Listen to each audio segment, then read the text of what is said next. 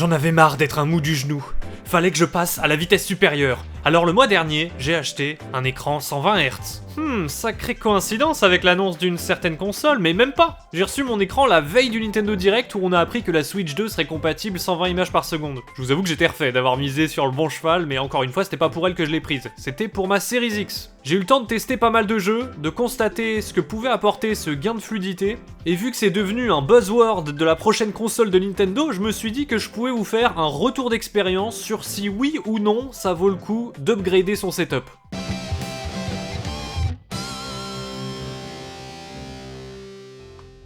Pour ceux qui étaient là il y a 4 ans, j'avais déjà fait une vidéo sur les télés 120 fps pour expliquer pourquoi j'en avais pas acheté une, parce que c'était cher, pas très démocratisé, pas toujours compatible HDMI 2.1, donc pas capable d'afficher et de la 4K et du 120 fps en même temps. Mais maintenant c'est beaucoup plus simple de s'y retrouver avec toutes les télés brandées spécifiquement pour les nouvelles consoles. Seulement moi, j'ai pas pris une télé, mais un écran de bureau. Ça faisait plus de 15 ans que j'avais le même, il était temps de step up parce que je prenais plus beaucoup de plaisir à jouer dessus à des jeux récents. Et quand je joue sur ma télé du salon, je vois pas la 4K.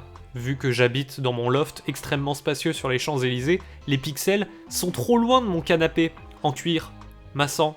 RM, comment fais-tu pour être si fortuné? C'est simple, je suis économe. Acheter un écran, ça revient moins cher que d'acheter une télé. Et aussi j'achète tout d'occasion. Cette BenQ était vendue comme état satisfaisant, alors qu'en fait elle est comme neuve. Elle m'a coûté 350 €, mais sinon pour ce type de spec, ça tourne autour des 500 balles neuf. Donc c'est un budget si tu veux de la 4K, HDR, VRR, haut-parleur intégré. Oui mais est-ce que ça vaut le coup? Je vais vous le dire, mais il y a plein d'exemples à donner, donc laissez-moi le temps de développer, soyez pas pressés, préparez-vous un café et faites pas chier. C'est Assassin's Creed Shadows qui m'a convaincu de changer d'écran. Habituellement, je joue toujours en mode performance. Mais là, j'avais vu des comparos sur internet dans lesquels c'était frappant que le jeu en mode qualité était beaucoup plus beau. Donc vu que je sortais de session PS4 et Switch, je me suis dit, allez, ta rétine est prête à encaisser du 30 fps.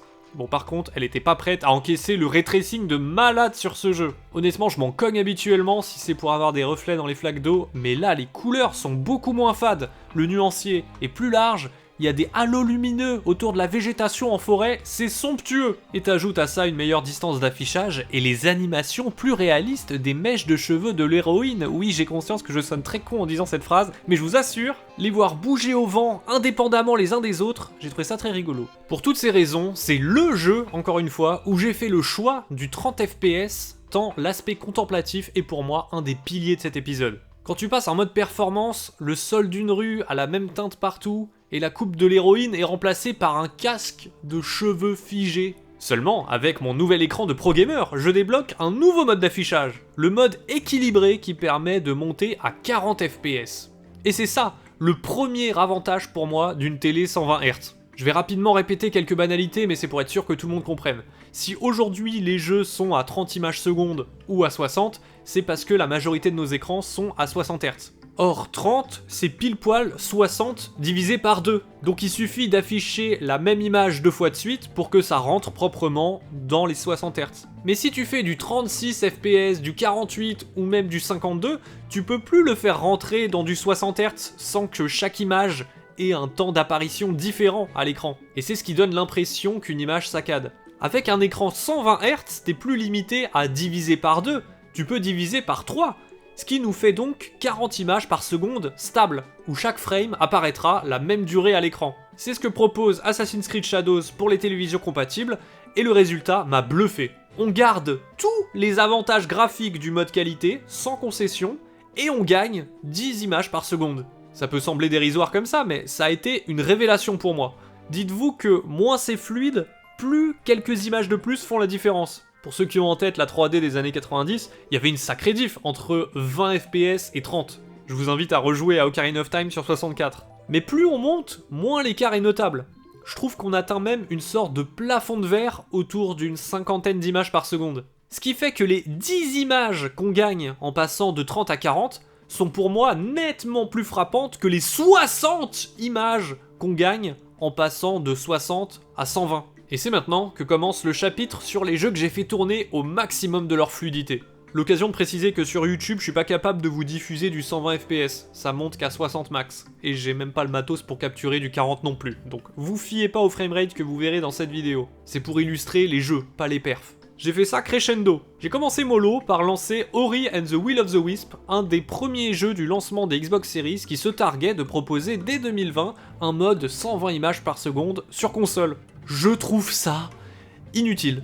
Je vois pas la diff. Dans un jeu en 2D vu de côté, le scrolling avance pas assez vite pour que ça apporte quelque chose. Donc quand Nintendo illustre le 120 FPS avec Mario Wonder, je me dis que le grand public a intérêt de tempérer ses attentes parce que je pense que la grande majorité des joueurs ne constateront aucune différence. Je ne me suis pas laissé abattre, peut-être fallait-il passer à de la plateforme en 3D avec New Super Lucky's Tale. Et là, on commence à parler.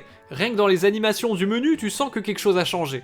Et puis quand tu bouges la caméra, tu te dis effectivement « Ah ouais, je crois que c'est un poil plus fluide ». Seulement, après 2 minutes, ta vue s'est habituée, et moi en tout cas, je peux plus vraiment dire que ça apporte quelque chose à mon expérience ludique. Lui, il fait partie de ces jeux Xbox qui atteignent le 120 images secondes grâce au FPS Boost de Microsoft. Donc c'est pas un vrai patch des développeurs, c'est juste qu'avant il était bloqué à 60, et là on débloque la limite, donc il n'y a pas de contrepartie négative. C'est juste du bonus. C'est pas game changer, mais si c'est gratuit, je prends. En revanche, si dans des futurs jeux Switch 2, on me propose de sacrifier grandement la résolution pour réussir à atteindre le 120, bah non, ça vaut pas le coup, le 60 suffit amplement. Ensuite, j'ai testé Dirt 5, excellent jeu de course au passage, qui boxe dans la même catégorie que les courses off-road de Forza Horizon. Lui, j'ai constaté le gain de fluidité qu'en vue capot. Plus près du sol, l'impression de vitesse est meilleure, et comme dans ce jeu, tu roules pas sur des routes bien propres, faut reconnaître que toutes ces éclaboussures d'eau ou de boue que font tes nombreux adversaires en passant devant toi, ça donne des projections très réalistes avec ce framerate. Mais le style de jeu où ça prend tout son sens, c'est les FPS. Comme le nom l'indique. Forcément, c'est dans les jeux à la première personne qu'on bouge en permanence la caméra, et qu'on a le plus de mouvements brusques. Et là, j'arrive à voir le gain du 120 images secondes. Surtout pour des jeux très compétitifs à la souris. Sur PC, je comprends que ça soit devenu la norme pour certains.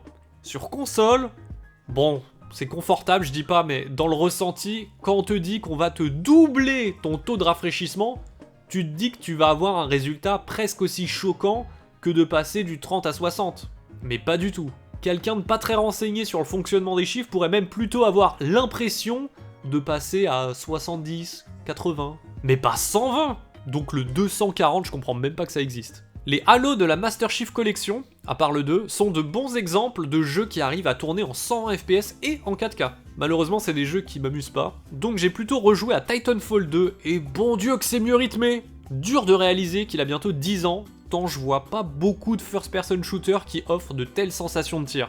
En plus j'aime bien, il y a des phases de plateforme où tu cours sur les murs.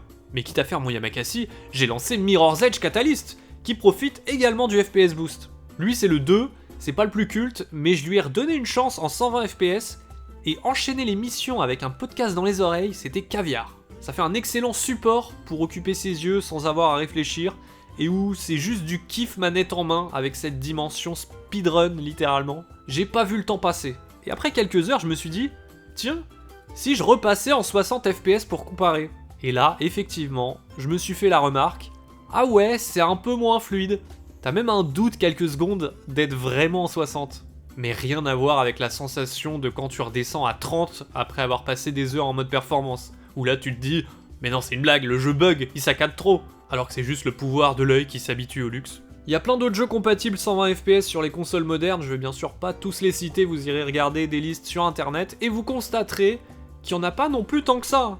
J'ai vu surtout des jeux pas très gourmands, des Metroidvania où ça apporte rien, des FPS multi où là par contre ça peut être utile, et puis le reste, c'est des exceptions, genre les Resident Evil ou Hellblade 1, mais je me suis dit, c'est tellement lent que ça va pas changer grand chose.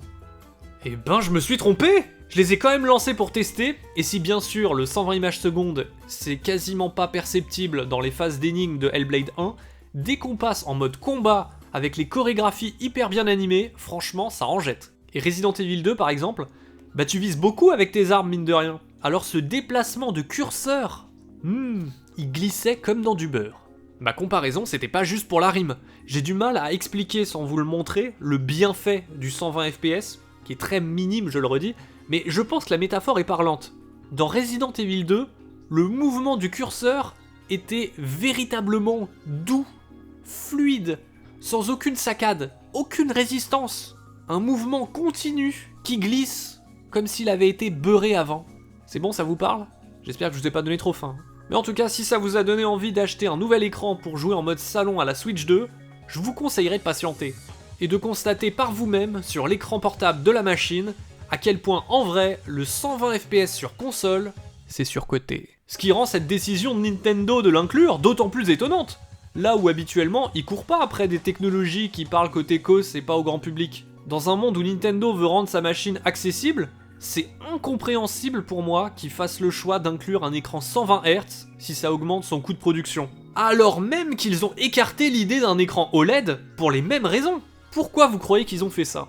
Pour moi, il y a qu'une hypothèse. Ils préparent un comeback de la VR comme sur Nintendo Labo où tu glissais ta tablette dans des lentilles. Et là, en VR, je l'entends parfaitement que les 120 FPS sont utiles. Je pense que Nintendo nous a pas révélé tout ce dont la Switch 2 sera capable. Je vous rappelle que la première année, on se questionnait vraiment sur l'utilité d'avoir intégré une caméra infrarouge dans le Joy-Con droit, si c'était pour l'exploiter que dans un seul mini-jeu de One to Switch. Il a fallu attendre un an avant de voir Nintendo Labo arriver. Mais en attendant, sur Switch 2, l'option 120 FPS est là, et les développeurs pourront s'en servir. Quand je vois le peu de jeux compatibles sur Next Gen, vu la puissance que ça requiert, je me fais pas de faux espoirs du côté des éditeurs tiers. C'est déjà de la science-fiction d'imaginer voir des jeux PS5 tournés en 60 sur Switch 2, alors en 120, on va descendre à du 360p.